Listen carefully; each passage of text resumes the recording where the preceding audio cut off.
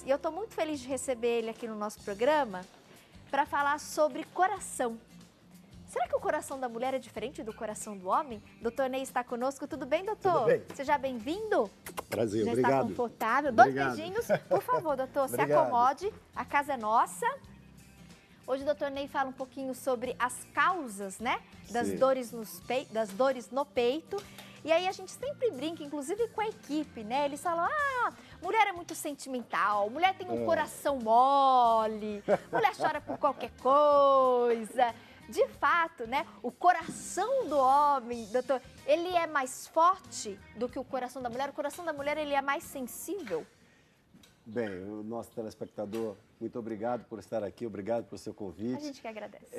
Veja, o que acontece é o seguinte, a mulher, enquanto ela está na fase fértil, ovulando, ela tem uma produção hormonal que protege as nossas artérias. O que é proteger as artérias?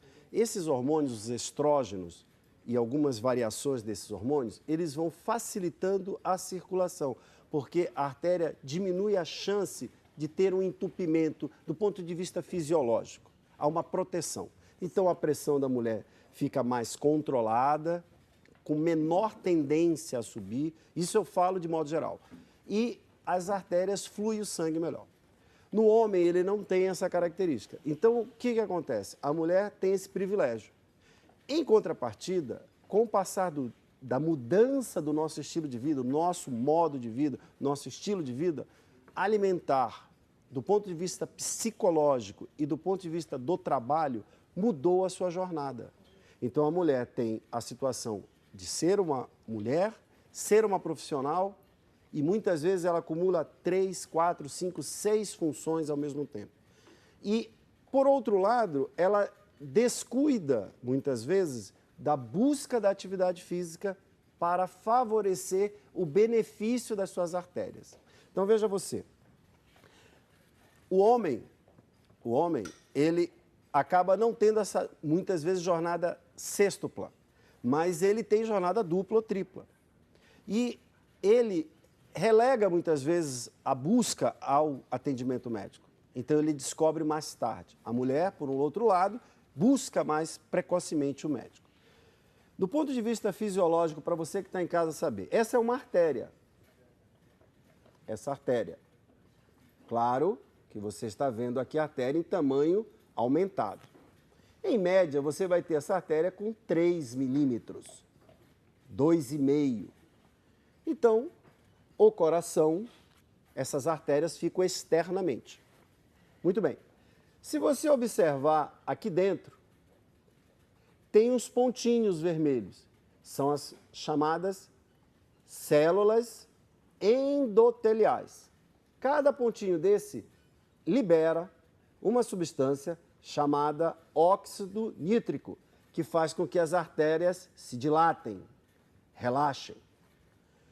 Com o passar do tempo, o modo de vida, a hereditariedade, o aumento do colesterol, o aumento do diabetes, a obesidade, o aumento do ácido úrico, o sedentarismo, as artérias vão ficando com placas. Essas placas vão entupindo, dificultando o fluxo. Conclusão. Em um determinado momento, você sofre isso que você estava comentando, Tati. É mais emotiva a mulher. Sofre uma emoção, pode ser tanto o homem quanto a mulher, e a artéria se rompe, a placa de gordura se rompe. Com o rompimento da placa, surge um coágulo. E aí dá pra gente ver direitinho, né, O doutor? coágulo. Este é o fenômeno do entupimento arterial. A aterotrombose. A artéria entupiu. Ora, essa artéria tem uma coroa, ela funciona como uma coroa. Se você puder observar aqui, você vai ver que o coração, as artérias ficam externas, como uma coroa em cima. Logo, essa artéria entupida, obstruída, se você observar, ela vai dificultar o fluxo de sangue para uma determinada área do coração. Pode ser a parte apical, lateral, posterior. E aí nós vamos ter o quê? Dificuldade circulatória e o infarto do miocárdio. Nós temos, inclusive, uma tela, doutor, queria aproveitar esse momento, trazendo esses fatores de risco, né? E pensando na saúde da mulher, quero agradecer, claro, a audiência de todos que acompanham o nosso mulher.com. Muitos homens participam, inclusive tem aumentado muito a audiência, né? A gente percebe até no sorteio, aos finais de todos os programas. Ontem a gente teve um contemplado, um telespectador. Semana passada eu me lembro que em 2 dias da semana nós contemplamos no sorteio e lemos participações ao vivo de telespectadores, né? Homens, artesãos, artistas plásticos que estavam participando do programa pelo call center e pelas redes sociais. Mas a gente aí vai pontuar então pontos específicos pensando nesse coração da mulher, né? Okay. E de fato, então, nessa questão, né? A mulher, ela é mais emotiva. A gente tem aí os fatores de risco, as doenças cardiovasculares nas mulheres, os sintomas, a questão da pressão alta, o colesterol alto, diabetes, a obesidade abdominal, o sedentarismo. E a gente vê a questão do cigarro também. O cigarro, o tabagismo, ele é um grande vilão para a saúde, especialmente para a saúde do coração, né, doutor? Sim, o cigarro, ele favorece o entupimento das artérias, tá certo? Então, ali, todas essas questões, a hipertensão arterial, pressão alta, a dislipidemia, o colesterol alto, o diabetes mellitus, seja tipo 1 ou tipo 2, a obesidade abdominal, o sedentarismo e o tabagismo. Eu queria falar da obesidade abdominal, que muitas vezes a pessoa não se preocupa com a barriga. Esta obesidade abdominal funciona como um órgão endócrino. Então você tem a tireoide, tem o pâncreas, você passa a ter outro órgão.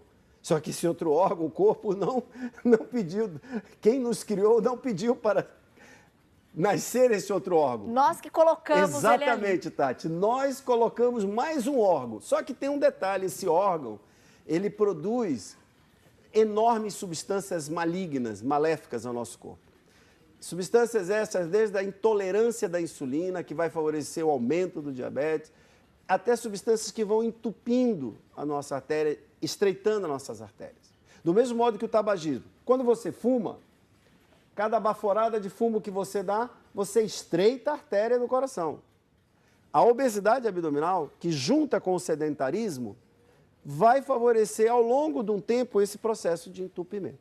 E a mulher sofre muito também, até pela essa questão hormonal, né, doutora? A gente tem aquele período, né, entre climatério e menopausa da mulher, que existe aquela mudança, a gente percebe na forma também do corpo da mulher, aquele acúmulo de gordura.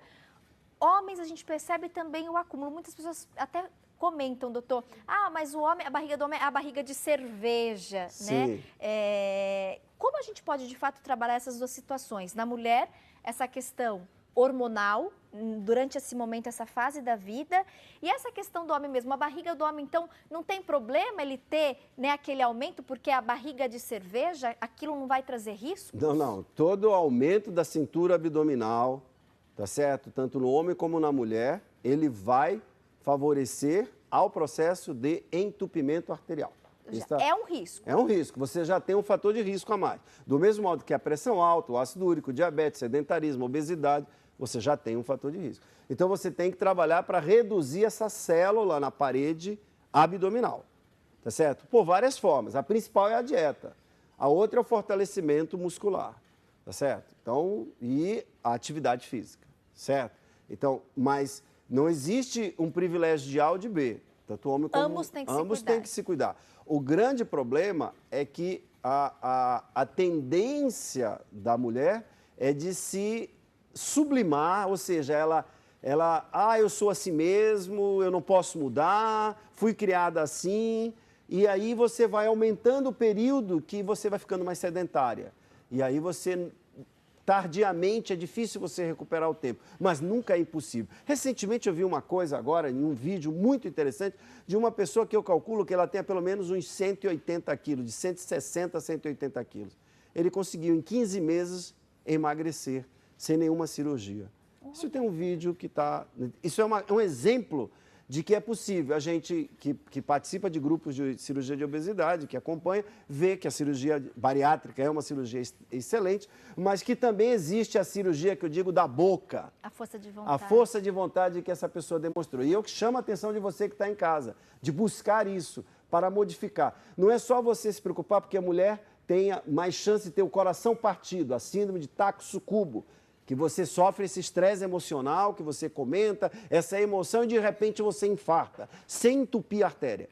Esse é outro fenômeno que a mulher tem, o homem também tem, mas é mais suscetível na mulher. Mais comum nas mulheres. mulheres. Takotsukubo, síndrome do coração partido, tá certo? Que a gente tem que preocupar. Por quê? Você libera muita adrenalina, muita noradrenalina no sangue, você estreita a artéria não passa o sangue e o músculo sofre, ele dilata rapidamente. Depois ele reverte, mas há sempre as consequências desse processo. Por isso que a gente chama a atenção de como lidar com as emoções. A emoção pode ser negativa e penetrar dentro de você. Você tem que saber lidar com a emoção, lidar com o processo do dia a dia. Isso a mulher precisa treinar, tanto como o homem, no mundo geral. Por isso que cresceu tanto a meditação, por isso que cresceu tanto a forma zen de ser, para você reduzir a carga dessas substâncias internas. Que traz inúmeros benefícios, entre eles essa redução Sim. da carga de estresse. A gente tem mais uma tela que aborda a questão dos sintomas, né, que estão associados às dores no peito. A gente vai compartilhar com você que está em casa. Eu queria que você prestasse atenção em todos esses tópicos. A questão do excesso de gases, ansiedade, o estresse, como o doutor acabou de comentar e reforçar conosco, a dor muscular, o refluxo, úlcera no estômago, problemas na vesícula, problemas, né, nos pulmões e as doenças do coração. Tudo isso pode ocasionar dores nos peitos. A dor no peito, doutor, assusta, né? Mas ela pode ter, então, causas diferentes. Elas podem ser típicas, relacionadas especificamente com a circulação coronariana, tá certo? Com o sistema eletrofisiológico, o sistema de condução elétrica do coração. Não pode esquecer que o coração é uma bomba e que essa bomba, ela para se contrair, ela precisa do estímulo elétrico, o estímulo químico, depois o efeito de bomba com a circulação. Então, essa é uma coisa. E existem as dores atípicas. Essas dores atípicas, elas estão relacionadas ao esôfago, ao estômago, à musculatura tóraco, a toda a musculatura torácica e anterior e posterior, as questões da coluna dorsal, a inervação, tá certo? Que você vai ter esses efeitos. Pela sua experiência de consultório, doutor, na área, qual é a causa mais comum, mais frequente? No geral ou entre homens e mulheres, se existe essa diferença? A causa mais comum que a gente vê é o indivíduo ser sedentário, obeso e hipertenso. E aí? E aí ele vai, e tem uma herança genética, e ele vai desencadeando o seu processo de entupimento coronariano. Porque quando o indivíduo ele já tem a herança, então ele não se apercebe do quanto que ele tem de entupimento. Porque você não chega num consultório, no hospital, e vai fazer uma tomografia das coronárias para você identificar o entupimento. Esse é um exame lá na frente. Você não faz isso. Existem algumas sociedades mundiais que colocam a forma de conduzir de uma forma diferente, mas isso não é o nosso caso. A Sociedade Brasileira de Cardiologia não segue assim. Então, nós temos um processo de estratificação, risco pequeno, médio e grande, para poder estabelecer. A dor torácica, quando você chega num pronto-socorro, ela tem a classificação de dor torácica pequeno grau, médio grau, grau intenso. Ou seja, leve, moderado, grave, tá certo? Que é o grau de severidade, o grau de probabilidade dessa dor realmente ser relacionada com o processo de entupimento. Porque o processo de entupimento coronariano, ele deriva em dois momentos. Você vai imediatamente para uma sala de hemodinâmica para dilatar a artéria, ou se você não há condição, você vai para uma UTI para fazer o processo de desobstrução química, trombólise. Eu acho muito oportuna essa nossa entrevista nesse início de ano. Doutor, eu me lembro quando eu voltei de férias agora no dia 15 e em alguns momentos a gente aborda no programa a questão, as metas de início de ano, né? Existe toda uma expectativa nessa troca de calendário e as pessoas de fato depositam, né? Muita coisa, algo que é simbólico, a troca de calendário, mas para muitas pessoas acaba sendo essa troca de calendário uma motivação, né?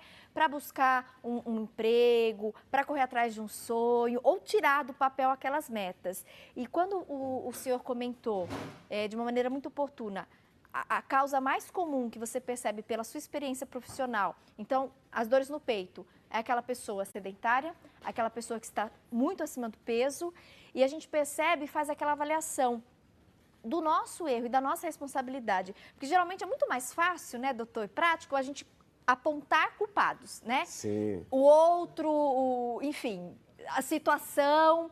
E aí, quando a gente se olha e se aponta, mas espera aí, essa dor no peito, então, eu não estou me alimentando bem, eu estou sedentário, eu não estou ajudando o meu corpo. Claro, a gente pede nas nossas orações sempre saúde para Deus, mas o que a gente está fazendo, né? Para ajudar Deus a cuidar da gente, porque não é só colocar, não, ele vai resolver os nossos problemas, a gente precisa fazer a nossa parte.